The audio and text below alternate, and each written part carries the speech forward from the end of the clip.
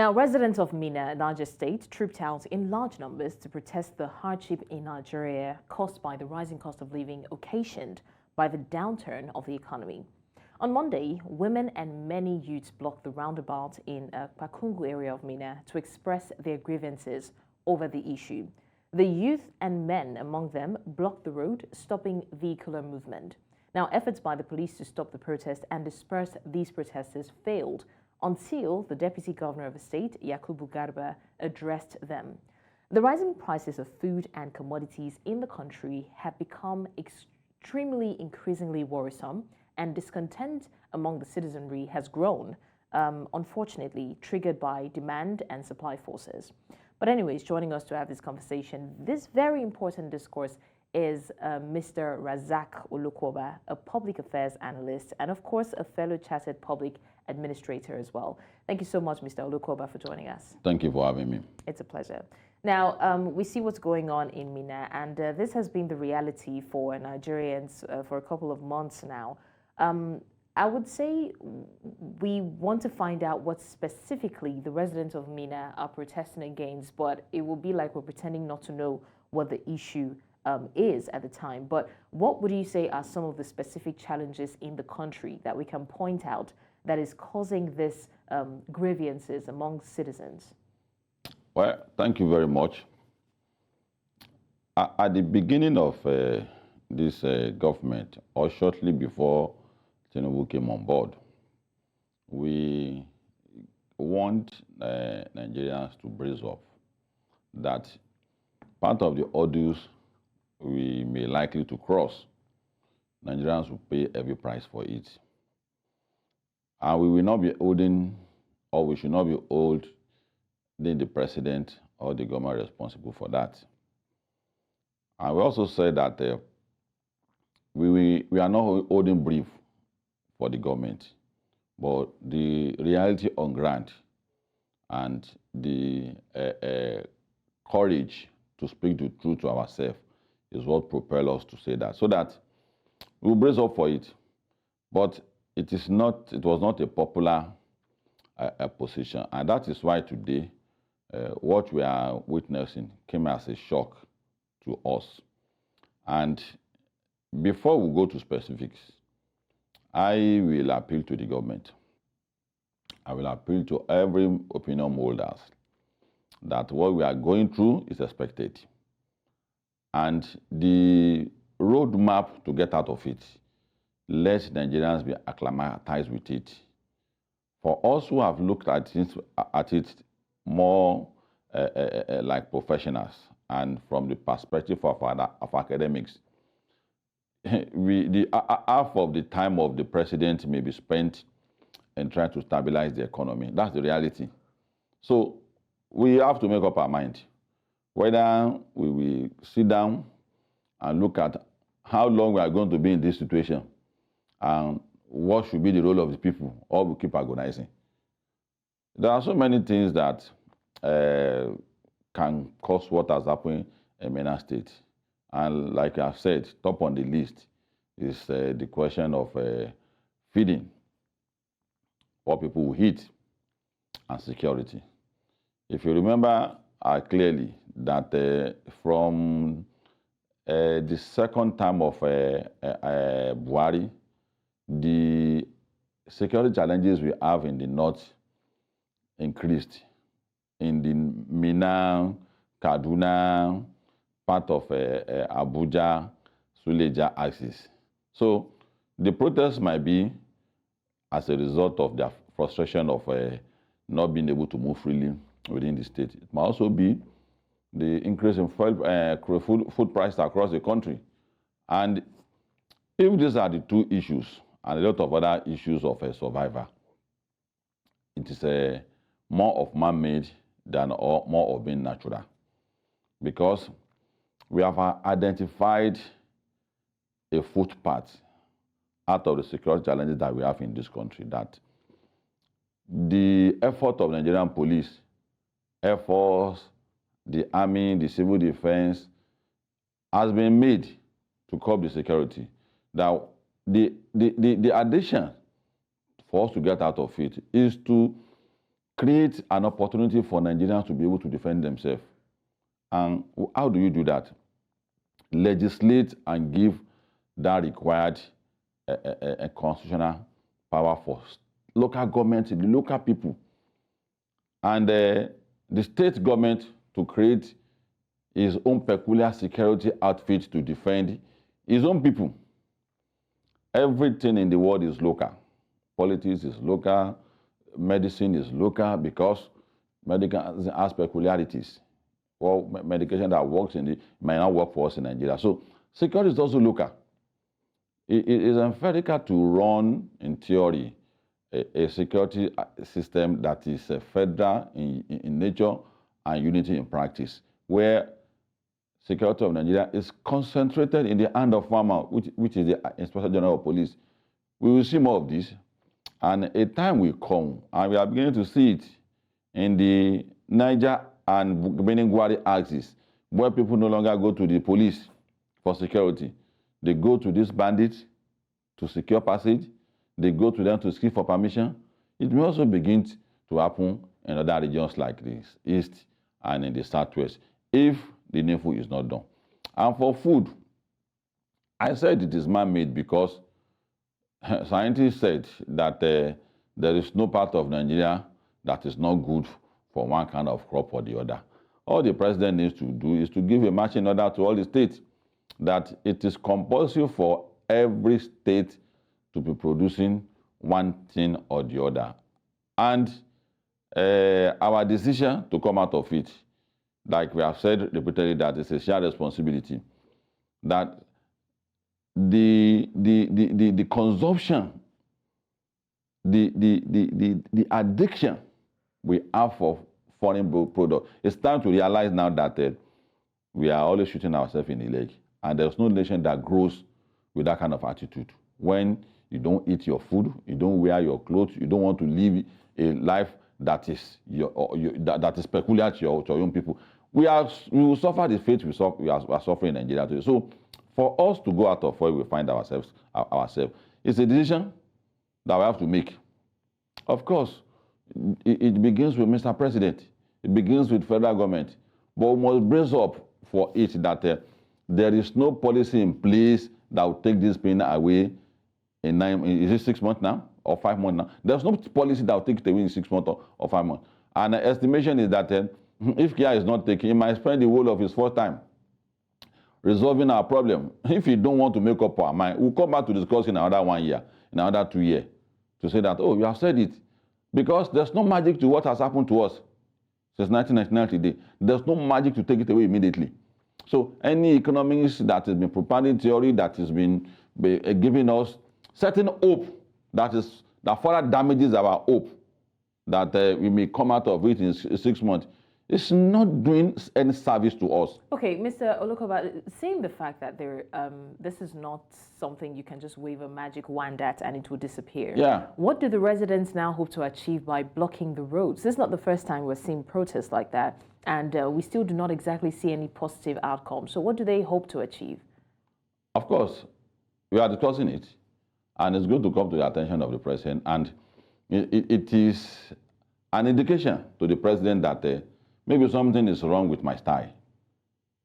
That's a message to the president that you need to change your style. Because if you have president that is surrounded by who may lack the courage to say that, Mr. President, there are certain things that people are not happy about, the protest will definitely get to him. The protest is not saying the president should go. That's not what the protest is saying. The protest is saying that survival is becoming too difficult for us. So for Mr. President to have gotten the message that there was a civil disobedience in Minna State, it shows clearly that something has to be done with our situation. And we have said it, that there's the need for the president to be assertive. Where we find ourselves today, you can't be held responsible alone. You must have the courage to first admit that it is not your responsibility only as a president to take out of this challenge. It's not only your responsibility. Assign a role to the governors. And one of the specific roles you must assign to the governor is to give them a roadmap that between now and the next year, the federal government is giving you allocation every month. We want to see a state. Lagos, maybe Mwita rice is there. There's also fish. There's oil for yam. A state must be known to be producing one food or the other. Look at how we have managed the flood that's coming on from Cameroon, which is a blessing. That flood is a blessing. There is no water in half of the northern Nigeria. And you see free water flowing in front of your house and you can't do anything about it. What are we? Are we a serious nation at all? And this is water that we say that is coming from God. This is water we should dam. The whole of North should not be complaining. This is clean water for farming, for irrigation. So we should be saying bye-bye to we don't have what to eat, and our crops are bad, and this and that. We should be saying bye-bye. That flood should be happening every 3 months. We need that water. So the president can be the one to carry out the irrigation system for all the states. The states should get down to work. Then for the president too, to think he should be held responsible for the insecurity in Nigeria. It's also an error on his part. There is no law that stops any governor in Nigeria from arming his citizens to defend themselves. If you can have access to a lighter arm and get a secure life, there's nothing wrong if a governor of a state can train 10,000 of his youth and arm them to secure. No law, there's no law that says governor should not do that. And that should be things that the president should be saying at this moment, that secure your state. I'm not the governor of your state. You are the governor of your own state. If you collect your allocation, it's your initiative on how to spend it. Right. And so to secure the life of the people, this is the way out of it. So before we come to the question of state police, the immediate thing the governors can do now is to be known for a crop to grow in your own state. No state is not arable for one kind of crop or the other. And those are the type of things we need to be coming out of. And for the people, our role as a people is not lamentation. It's not agonizing. It's also to join your station. We can run advert at this moment. But you devoted it to discussing the problem, which is a kudos to you and other stations that are doing similar things. That we should join the rest of the nation in drawing a roadmap for the country. Supervise your government. Governance is not only the people you have elected. It's not only your senator or your chairman. Government, in fact, the oldest institution in governance are actually the people. So we have a role to also play. So in all of this, when we talk about security, tell your governor that you need a legislation and in the immediate to defend yourself. Okay. And on food issues too.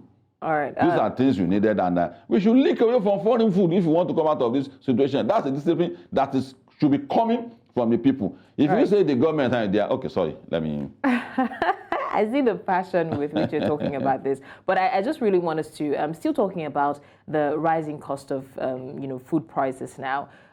What do you think the situation will be if this continues like this for a longer time? You know, we keep talking about what the fate of the economy is going to be. And at this point, it's already just now left to the imagination how dire the situation is going to be if nothing is done about it. So we've talked about possible solutions, but if it persists this way, what is the fate of the country? What the government should quickly do, because we are sitting on a keg of gunpowder. Government should use all medium to engage the people. If you create a vacuum, initiatives will come up. That was what led to a lot of uprising all over the world. When a vacuum is created, you allow external factors to come in. There are people who lost the election. There are people who lost government. People who lost election is different from people who lost government. People who lost government was people APC took over from during Buhari's time. They are not happy with the situation. There are also the big boys getting weekend allowance from subsidy. It's gone. They will be angry with us, with the government, and with Nigerians. So the policy of the government, the dollar policy, the economic policy, is also taking its toll on some people. So don't assume that these people may not put their heads together and say that this man is not going to enjoy his government. So if you have this kind of thing at the back of your mind, what the government should quickly do and recognize as a danger is that there must be no meeting point for these people. And the best way to decimate anything they have in mind is to engage the people. You have the Ministry of Information. You have the Ministry of Youth. There's NTA that can also seek for the help of media houses like the one we are speaking today to tell Nigerians the way out you have itemized in terms of roadmap for them. If you engage the people, tendency are that half of the people that are angry may see reason why the government is moving at this pace. But if you leave it to the initiative that the Nigerians should understand that it can be fixed immediately, it is very, very, very, very dangerous. And that is why we have always said that half of the responsibility of government is actually talking. Pronouncement of policy, explaining policy, defending government position. So this is a very bad time for president to keep quiet. This is a very, very, very bad time for all the ministers to keep quiet. It is the time for president to talk to Nigerians. It is the time for ministers to explain what he's doing to be able to give fertilizer to farmers to be able to give us food. What the police are doing. What the Minister of Education is doing in terms of loans that he has promised. So this is not the time for government to quit. This is the time we should be talking to us. Even for the people who want to sabotage us. Nigerians themselves, in their own estimation, can also draw conclusions. And if you don't explain what you are up to as a government to the people, you can't blame people for drawing conclusions. That I think that's a tall order, though, Mr. Olukoba, because we know Nigerian government not to be one that gives account of what they're doing, and this is not the first time. We've always clamored for accountability. Then there will be consequence. There will be a bad consequence. We have seen a lot of things that has inspired the youth. The MENA experience we are talking about, if you look at the mindset of the organizer, take time to talk to them, they might probably be inspired by the protests during COVID-19. They might probably be inspired by NSAS protests. So if you keep quiet now, there's a consequence for it. And already, there's a growing culture of violence among the youth. The youth come to understand that if you don't be rascally, if you are not unruly, government don't listen to you. So this growing culture is one of the reasons why we need to engage the young people. The young people naturally will be angry if they don't have job. Their parents can't send them to. It's natural for them. For the fact that there's exuberance in the youth and the nation did not invest it properly, youth will take initiative. And one of the best initiatives at this moment that youth can take is to begin to organize how to protest against the government. So for the government now, the tax ahead of them. It's not the time to fold your arm and draw a conclusion that Nigeria should understand that we are doing some things. Nigeria didn't seem to see anything that you are doing at the moment. You have to talk and explain what you are doing. Of course, for people like us, we know the pace that it's going to take. And we knew it's going to come to this. I knew it's going to come to this. Right. I knew that there might be painful conditions that I know that there may be tall orders for us to cross. I know. Right. But millions of Nigerians don't know that, and that is why they deserve explanation. Okay. All of us won't know what everybody knows. I don't know certain things that people know. People don't know what I know. And that is why government that knows everything must be talking to us. This is the time to be talking to us. All right. The dollar rate to Naira now. You need to explain to us how we are going to get out of it. First, Nigerians have to reduce the passion, the addiction for foreign foods. One, what can we do to stop Nigerians from going after dollar, which is one of the things that will bring Naira appreciation. All right. Also, what is the importance of our Naira in international market? Okay. The only importance for us is the oil. Do you have any other thing? What can we quickly do to bring more dollar to the country so that our test for us to have foreign currency will quickly be satisfied? All this effort that you are doing that some of us recognize, you need to tell Nigerians so that everybody is scared. If you see 2, 3, 4 people talking now, You slow down. Okay. Could this be a protest? Right. So the government should just save us the day by. All right. Thank you so much. Our time is fast spent. I would have loved for us to continue this conversation, but that's the most we can take for today. Hopefully, we would not still have to talk about this same issue another time, but we'll definitely still come back to talk about how the government can make things better in general. Once again, thank you so much, Mr. Razak Olukoba, Public Affairs Analyst. It's always a pleasure having you join us. Thank you for having me. Thanks a lot for staying with us on VSA. Now, the theme for the International Day of Zero Tolerance for Female Genital Mutilation this year is Her Voice, Her Future, Investing in Survivor-Led Movements to End Female Genital Mutilation. This practice has gone on for way too long. Now, FGM, female genital mutilation, which involves the altering or injuring of female genitalia for no medical reason, can cause health complications like severe infection, chronic pain, depression, infertility, and even death as a result of excessive bleeding. Now, internationally recognized as human rights violation, it has been practiced by societies across the ages. And I'm not even just talking about societies in Nigeria alone, but across Africa and some other peculiar countries around the world. There are now more than 200 million survivors. Now, in 2024, nearly 4.4 million girls, more than 12,000 a day, are at risk around the world. Unless efforts to end this practice intensify, the number of girls at risk is projected to rise to 4.6 million in 2030. An estimated $2.75 billion is needed to end the practice by 2030 in 31 priority countries. Now, the leadership of women and girls is key to accelerating progress as well as to contributing to equitable social and economic development, and of course, ensuring that no girl or woman is left behind in the fight for their human right. That said, joining us to have this conversation, we're first joined by Vincent Ogallo Mwita, an advocate, youth, gender, and equality in Kenya. Thank you so much, Vincent, for joining us. Thank you so much, Blessing. It's a pleasure being on this conversation and being a very important day, the International Day for Zero Tolerance Against Female Genital Mutilation. That has been a global issue. All right. It's a pleasure. It's a pleasure to have you join us as well, Vincent. Thank you so much. Also joining us, we have Betty Abah, the founder and executive director, See Hope Nigeria. She'll be joining us very shortly during the course of the conversation. But Vincent, I'm going to start the conversation, set it rolling with you. We know at least the basics of what female genital mutilation is all about. But I think what we don't know is how deep, how culturally and socially deep the roots go.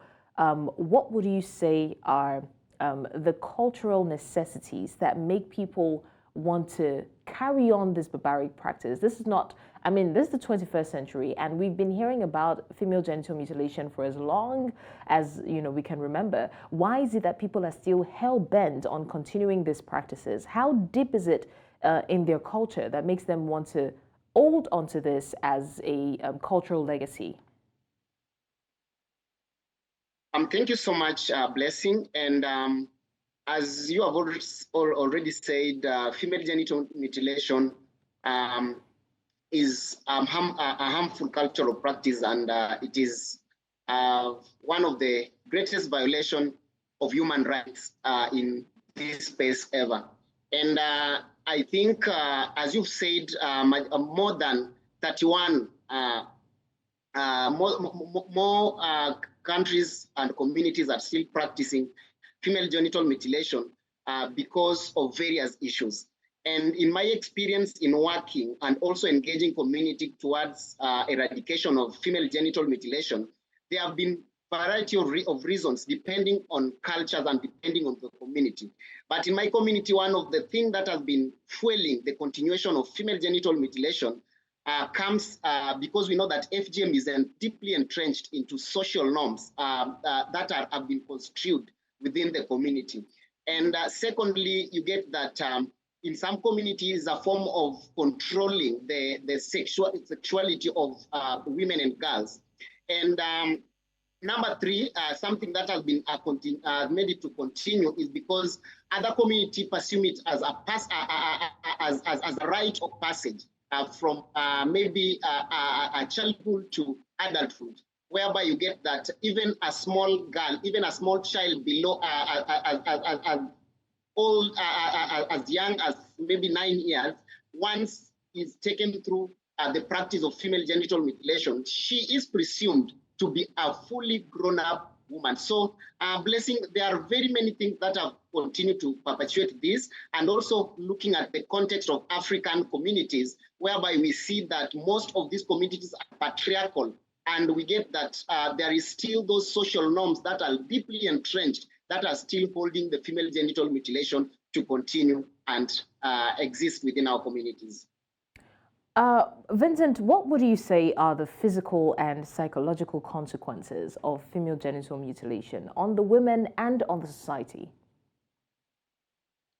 I can say that, like you said earlier, that according to statistics and data, you get that we have 200 million women who are survivors of female genital mutilation who have already been undertaken through the practice.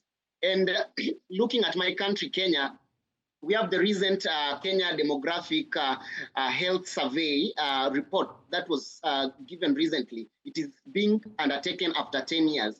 And from that report, a lot has come out, as much as there is a very good trajectory of FGM reducing. But again, you still get that we still, out of the population of Kenya, 15% are still survivors. And there are very many factors. And most of the women who are affected remain silent, and because some of them are going through shame, some of them are just keeping silent because of various issues, and you get that those women are really suffering from.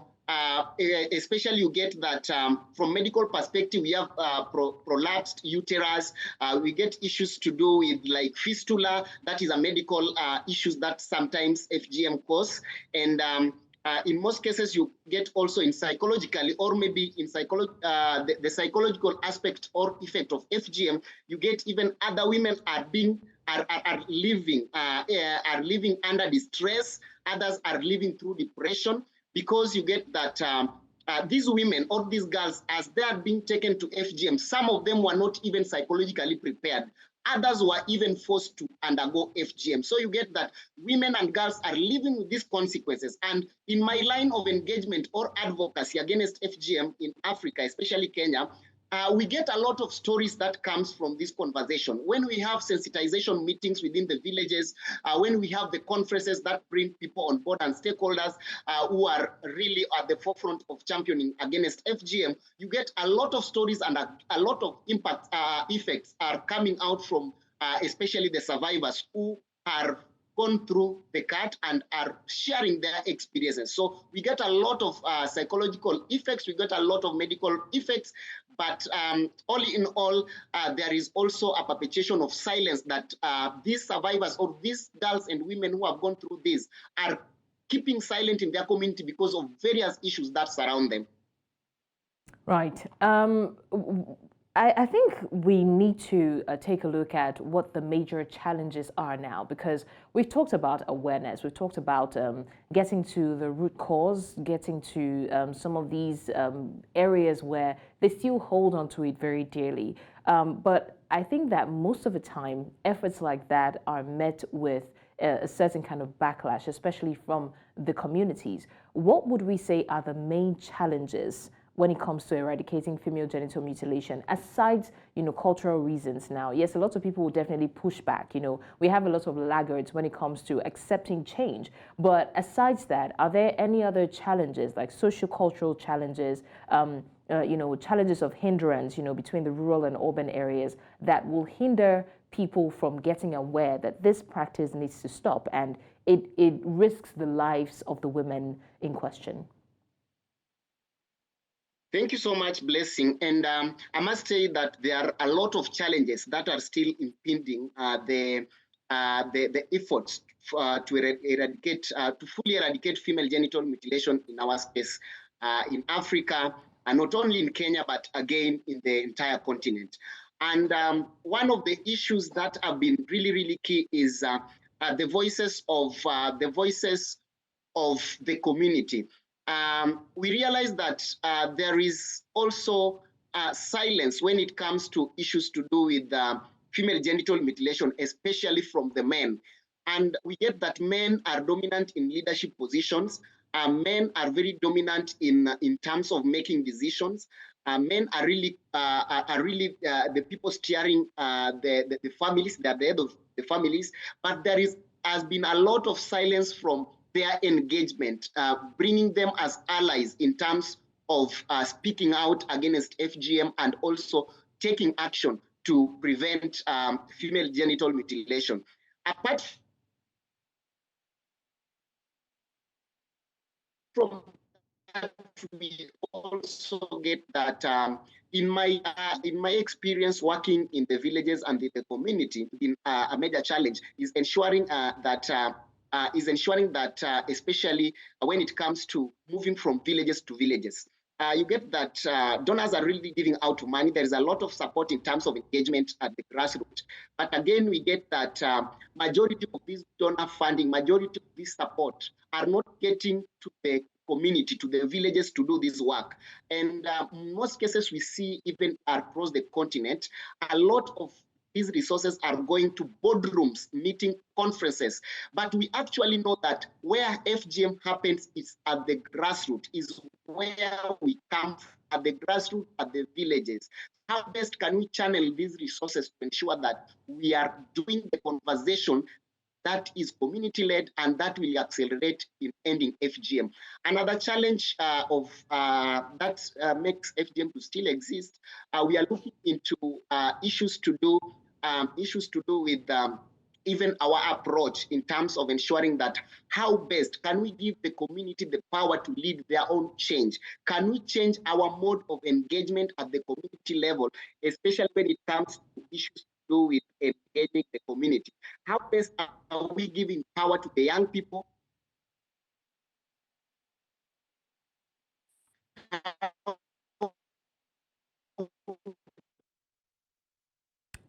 Vincent, are you there? How best are we giving power to the getting the continuation of FGM and cultural? Yes, I'm there. Go ahead, please. Sorry? Go ahead. We had a little glitch in the network. Please go ahead. Yes, so another challenge that I was expounding on was on the cultural elders, or who are the custodian of the cultures. There have been also a very minimal engagement with the cultural elders that also bring a challenge in terms of us ending FGM. So it is very, very deliberate for us to have a candid conversation and very, very intended and intentional conversation with the cultural elders to ensure that they're able also to shun away and say no to FGM, because most of these decisions, even before the female cutters undertake FGM to these girls and women, you get that most of the decisions are coming to the cultural elders, who most of them are male. So those are the key challenges that are still perpetuating FGM, regardless of a lot of efforts that have been put by different stakeholders across the African continent. Bless you. Now, in what ways do you think that the society can encourage survivors? Because now we do understand that there are certain survivors who have, are trying to lend their voice, to this course, making people aware of the effect it can have on women. But we would not also deny the fact that there's a certain kind of nonchalant attitude from people who basically probably think that it doesn't affect them, so it's like two different kinds of voices, the ones who don't think that it has anything to do with them. In fact, some people think that it's exaggerated. Some people don't think it's real. And then there are people who have suffered it and are, clamoring for change. How do you think that the society at large can support these survivors and at least make them see that what they're clamoring for is real, their concerns are real and their concerns are valid? Thank you so much, Blessing. And I would like to say that regardless of the advocacy effort, the sensitizing effort we are putting, I'm really happy for this year's theme, especially on the International Day of Zero Tolerance against FGM. And one thing that I would like to recommend is that for us to support survivors, we need to create safe spaces whereby these survivors, women, can be able to.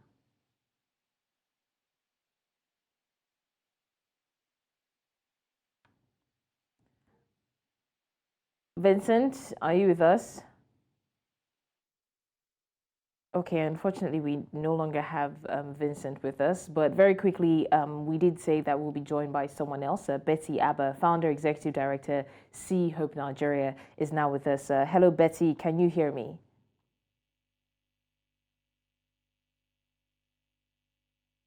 Betty, I think your device is muted. Hello. All right, thanks for joining us. We're almost out of time. We're glad that you could join in before the end of this session. I just really want to get your own perspective regarding the female genital mutilation and how the fight against this practice has been, and if there is any hope that there will be a total eradication of this practice in the nearest future, because the goal is by 2030 that this practice would have been eradicated. But because of people's, dogged attitude towards this, it's still posing a bit of challenge. So what is your opinion on all of this? All right, thank you so much. I do believe that we're actually making significant progress in being able to eradicate this act in major parts of the country and even the continent, Africa, where this is quite prevalent. And I see and I still believe that there is actually hope in being able to fully eradicate this by 2030, which is the major goal for the UN, which they're actively working towards. So I think that all measures are still being put in place. We just need to do a little bit more of sensitization into the real harm that this causes on our girl child, and how this can also have a lasting impact in their lives, because it's not just a one-off experience whereby they no longer know about it. It's something that lasts throughout their lifetime, going through the process of menstruation and then childbirth, and eventually a lot of them lose their life even during the childbirth. So I believe that with more pressure being put on sensitizing people who actually believe that they actually didn't have to go through what we are claiming that people are going through, because the people who do this, the people who are in charge of circumcising younger girls, they believe they didn't go through the harm that we are projecting, and that's why they are still very much in the deed. So we need to enlighten them and show them more evidences of what they are doing is causing in the lives of these people and how it's affecting them as younger girls. So I believe that being able to penetrate into more societies or communities where this is still very prevalent is a way out, because some of them still practice it secretly, despite the ban, despite being called illegal in about 24 countries in Africa. It's still being done secretly because of the mindset that they have, that they are using it to help women to help the younger girls to become women and being more acceptable to the society, especially for marriage. So when all of these ideas are being corrected, I think we stand a chance to be able to fully eradicate it by 2030. Right.